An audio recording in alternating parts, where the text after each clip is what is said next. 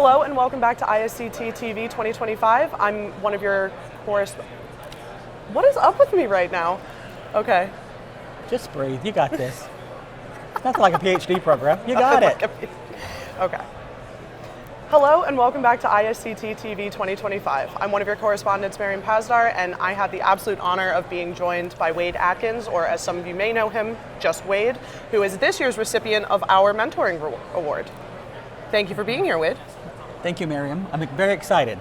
First, I'd like to say that I'm very humbled and honored by this award because I don't really consider myself a mentor. I try to just relate what I've learned and experienced with people who are the future of our field, and so sharing that helps me fulfill one of my core values, that I firmly believe that I was lucky enough to be in a spot to be mentored and coached, and that the glass is only half full until I share that and give it to the next generation who can expand on that and accelerate our field even more than I've been able to do in my career. So mentoring is an honor. Being asked to be in join the ESP program, help shape the careers and the field of such critical work for so many deserving patients is an honor. And I'm very humbled to receive this award. I'm most rewarded knowing that people that I did mentor nominated me, and that means that it meant something to them.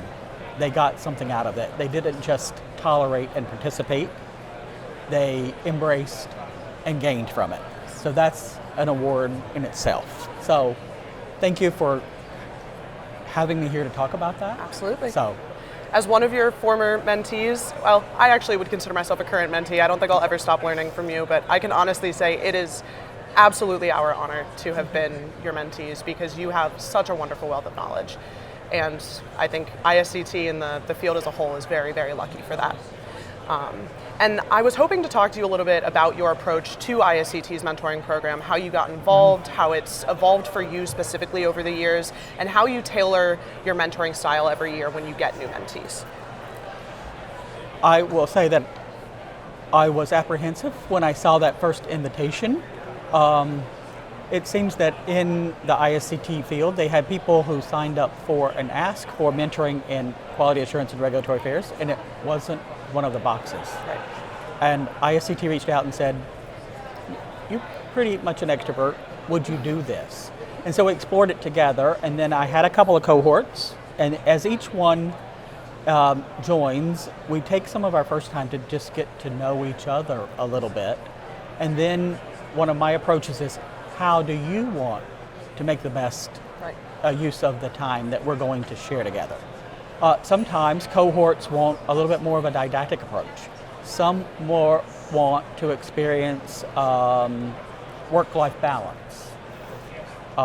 Mentoring in quality assurance and regulatory affairs, one of the secrets is how do you survive? How do you outwit, outlast, outplay when one of the roles is that most of the people most days don't like you because you're raising the level, either from regulatory compliance or a quality perspective for somebody you might not ever meet, but it still matters. Right. And how do we deal with that pressure? And how do we manage and how do we want to come back every day when the work can be very stressful? So sometimes we take a route about managing those kinds of skills, and sometimes we take a route about understanding more of the complex. But I think it's important as a mentor to understand what people need and meet them where they are and provide for them in a way that they can find most useful. That's wonderful. And when you were being mentored earlier in your career, what were some of the most helpful pieces of advice that your mentors gave you?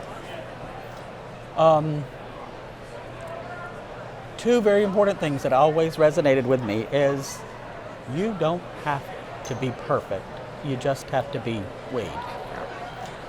And I put a lot of pressure on myself to always research and have the correct answer instead of delivering in a timely manner. Right. So I took that.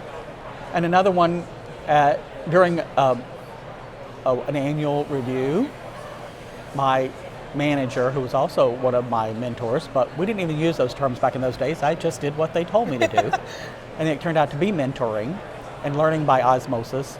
He said, sometimes you have to take a step back, circle the wagons, and put us on the wagon with you because you're going so fast. Right.